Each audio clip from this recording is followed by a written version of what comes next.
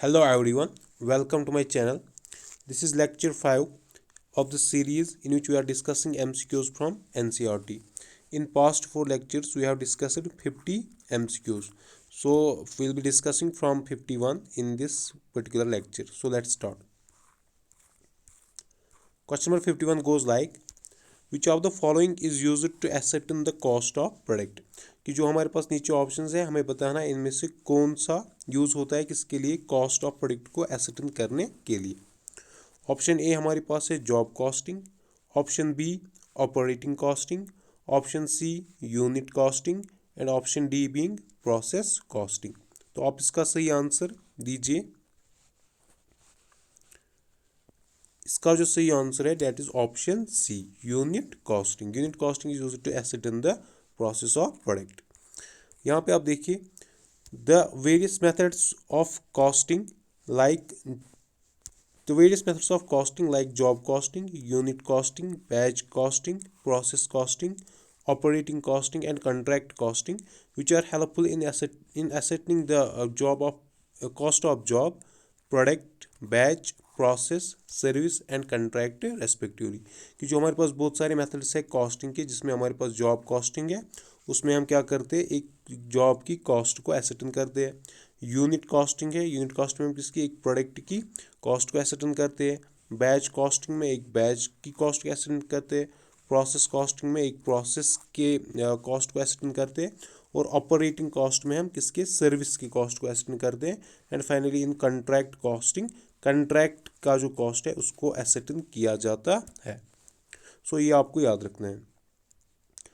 Now let's move to question number 52। Question number 52 goes like, single और output costing is applied where output is. कि जो single costing है या जिसका दूसरा नाम आउटपुट कॉस्टिंग है, उसको हम कहाँ पे अप्लाई करते हैं।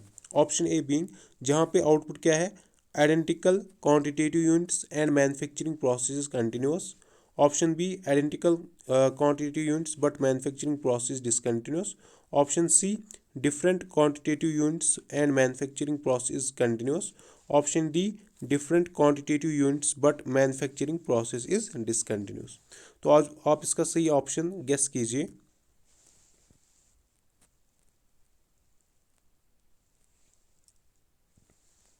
इसका जो सही आंसर है दैट इज ऑप्शन ए, कि सिंगल और आउटपुट कॉस्ट में वहाँ पे अप्लाई करते हैं जहाँ पे हमारे पास आउटपुट में आइडेंटिकल क्वांटिटेटिव यूनिट्स होंगे और जो मैन्युफैक्चरिंग प्रोसेस होगी वो होगी कंटिन्यूस। ये आपको याद रखना है। Now let's move to question number 53। Question number 53 goes like, the two approach to output costing method और cost sheet and production account which are the following is the major distinction between them. कि जो दो approach है output costing method के, एक है cost sheet और दूसरा है प्रोडक्शन अकाउंट। हमें बताना है इन दोनों में जो डिस्टिंक्शन है, मेजर डिस्टिंक्शन जो है वो क्या है। ऑप्शन ए देखिए, the cost sheet shows sales and profit or loss figures along with cost of production. Option B, the production account shows sales and profit or loss figures along with cost of production. Option C, the cost sheet provides per unit cost only. And option D, the production account provides per unit cost only. तो आप इसका सही option guess कीजिए।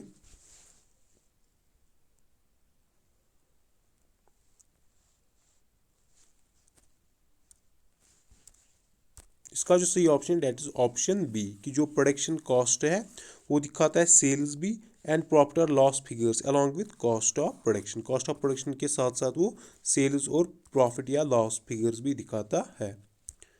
Option B is the correct option. तो let's move to question number 54।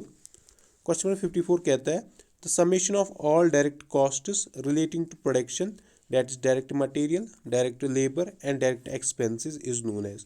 कि जो हमारे पास direct cost में जितने भी कॉस्ट्स आते हैं, लाइक डायरेक्ट मटेरियल का कॉस्ट आता है, डायरेक्ट लेबर आता है या डायरेक्ट एक्सपेंसेस आता है, इसको हम क्या कहते हैं। ऑप्शन ए हमारे पास है total cost, option B factory cost, option C office cost and option D prime cost. तो आप इसका सही ऑप्शन चूज कीजिए।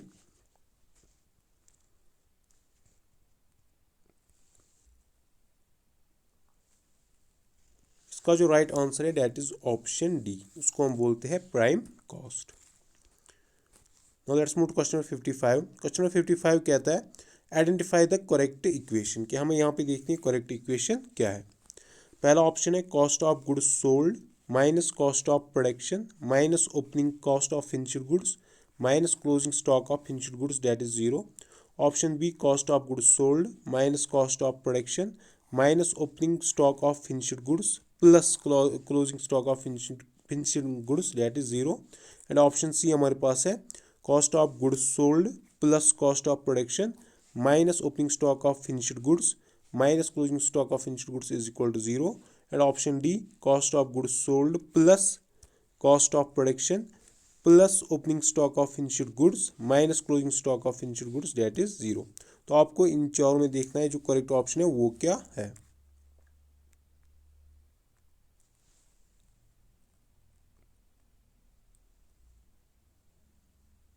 इसका जो सही ऑप्शन है that is option B, cost of goods sold minus cost of production minus opening stock of finished goods plus closing stock of finished goods that should be zero. This is simply like कि जो हमारे पास input है that should be equal to output, right. Cost of production and opening stock of finished goods that is input, और जो output हमारे पास है that is cost of goods sold and cost and closing stock of finished goods, ये हमारे पास बनेंगे output.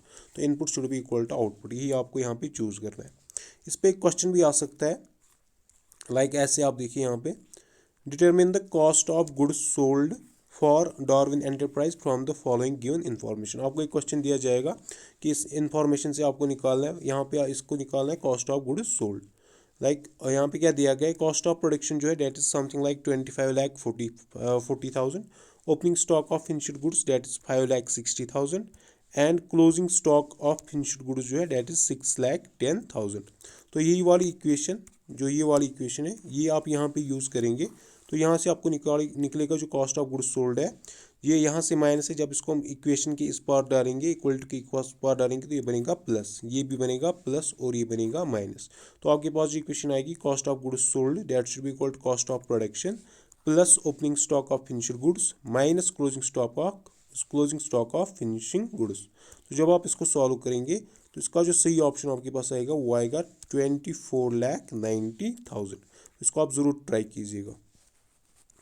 Let's move to question number 56।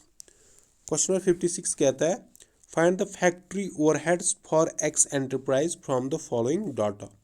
Prime cost हमको दिया गया और फैक्ट्री कॉस्ट हमको दिया गया, हमको निकालना है फैक्ट्री ओवरहेड्स। ऑप्शन ए हमारे पास है डॉलर्स में दिया गया ये 7,000, ऑप्शन बी हमारे पास है 6,200, ऑप्शन सी है 8,000 एंड ऑप्शन डी बीइंग 7,200। तो आप इसको ट्राई कीजिए।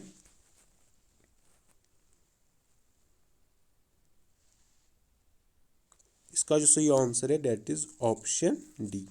तो यहाँ पे जो इक्वेशन आपको यूज करनी है वो है factory cost is equal to prime cost plus factory overheads. This is the equation that is to be used here. और आपको निकालना क्या था यहाँ पे फैक्ट्री ओवरहेड्स। तो जो आपके पास फैक्ट्री ओवरहेड्स था, factory overheads that should be equal to factory cost minus prime cost, factory cost minus prime cost. तो ये तो आपको फैक्ट्री कॉस्ट जो है डेट वाज 52,600, इसमें से आपको सब्ट्रैक्ट करना था 45,400 डेट इज प्राइम कॉस्ट। तो जब आप इसको सॉल्व कर लेंगे 0 0 0 0 this will be 2 0 0 and 12 5 that is 7,200, वो इसका सही ऑप्शन बनेगा। तो ये इक्वेशन जो है ये आपको याद रखनी है कि जो फैक्ट्री कॉस्ट है that's prime cost plus factory overheads. एक जो प्राइम कॉस्ट है बेसिक कॉस्ट है प्लस जो फैक्ट्री ओवरहेड्स है, उन दोनों का समेशन बनता है factory cost. Let's move to question number 57। Question number 57 goes like identify the incorrect statement from the following. क्या हमें देखना है जो हमें नीचे स्टेटमेंट्स दी गई है हमें इसमें से इनकरेक्ट स्टेटमेंट को चूज करना है। Option A prime cost, work cost, office cost and total cost और components of cost sheet.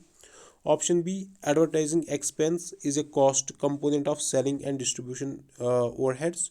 Option C, type of cost sheet or past cost sheet and future cost sheet. And option D है जो हमारे पास है That is, cost sheet can be prepared on weekly, monthly, quarterly, half yearly और yearly basis. तो आपको choose क्या करना है, इसमें से आपको देखना है इनकरेक्ट स्टेटमेंट कौन सा है।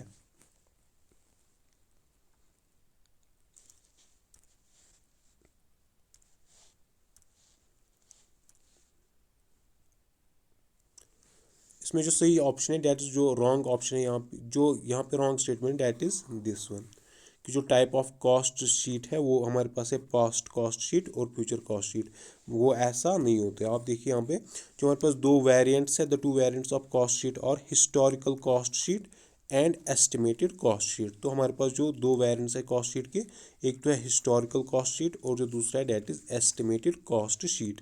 इसने दिया था हमारे पास है पास्ट और फ्यूचर, पास्ट और फ्यूचर हमारे पास नहीं होते। हमारे पास जो होते हैं one is the historical and another being the estimated cost sheet. तो let's move to question number 58. Question number 58 कहता है the factory rent of a plant and loss figures are shown on the dash and dash side of production account respectively. कि जो factory rent है plant की और जो loss figure है वो हम कहाँ पे दिखाते हैं, प्रोडक्शन अकाउंट में। तो option A being credit debit, option B debit credit, option C debit debit and option D credit credit. तो आप इसको ट्राई कीजिए।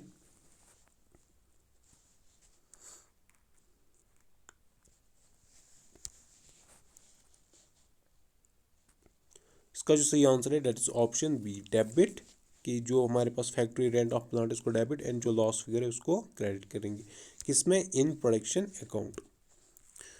Now let's move to question number 59। Question number 59 कहता है prime cost is not called as, कि जो हमारे पास prime cost है उसको हम इसमें से क्या नहीं कहते। Option A direct cost, option C basic cost, option C float cost and option D being flat cost. तो यहाँ पे आपको देखना है कि जो प्राइम कॉस्ट है उसका दूसरा नाम क्या नहीं है। तो आप इसको ट्राई कीजिए।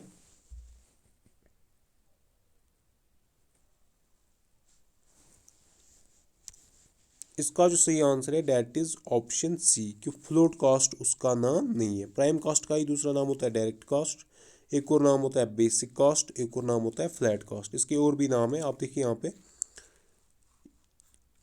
जो prime cost is also named as direct cost, flat cost, basic cost और फर्स्ट कॉस्ट। तो आपको अगर आएगा प्राइम कॉस्ट का क्या है दूसरा नाम, इसका डायरेक्ट कॉस्ट भी है, फ्लैट कॉस्ट भी है, बेसिक कॉस्ट भी है और फर्स्ट कॉस्ट भी है। सिमिलरली आप देखिए factory cost is also known as work cost, manufacturing cost और प्रोडक्शन कॉस्ट। एंड जो office cost is also called as cost of production और administration cost. Cost of sales is also termed as total cost, की जो cost of sales है उसको हम एक और नाम देते हैं टोटल कॉस्ट।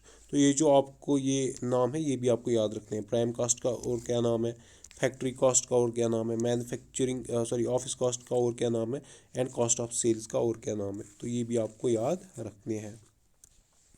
तो let's move question number 60, that will be the last question of this particular lecture. Question number 60 क्या आता है the total cost is divide by, कि जो हमारे पास टोटल कॉस्ट है उसको हम कैसे ऑब्टेन करते हैं। Option A dividing total cost by total quantity produced, option B multiplying total cost by total quantity produced, option C dividing cost of one unit by cost per unit, option D multiplying cost per unit by number of units produced. तो आप इसको try कीजिए, निकालना आपको है total cost.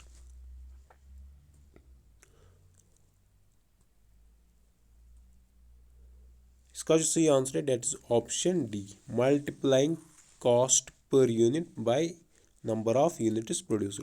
तो जब हम मल्टीपल कर लेंगे कॉस्ट पर यूनिट, मानो एक्स हमारे पास है कॉस्ट पर यूनिट, इसको मल्टीपल कर लेंगे N number of units, right, N be the number of units. तो यहाँ से हमें जो मिलेगा that will be the total cost. यहाँ से आप देखिए ऑप्शन में आपको निकालना था टोटल कॉस्ट। यहाँ पे आप देखिए डिवाइडिंग टोटल कॉस्ट, जब आप टोटल कॉस्ट ही कोई डिवाइड कर लेंगे तो ये तो फिर टोटल कॉस्ट नहीं रहेगा। यहाँ पे मल्टीप्लाइंग टोटल कॉस्ट, यहाँ पे आप टोटल कॉस्ट को मल्टीपल करते हैं तो ये भी तो फिर टोटल कॉस्ट नहीं रहेगा। तो ये दो ऑप्शन जो आपके पास है पहले ही एलिमिनेट हो जाते। फिर आप देखेंगे option third dividing cost of one unit by cost per unit. Cost of one unit मान लेंगे एक्स, उसको हमें डिवाइड करना है by cost per unit that is again x. तो x by x that should be equal to 1। तो ये भी आपके पास टोटल कॉस्ट नहीं आएगा, बल्कि जो फोर्थ ऑप्शन है that will be the total cost. So this was all for today. Thank you. Keep liking the content. Allah Hafiz.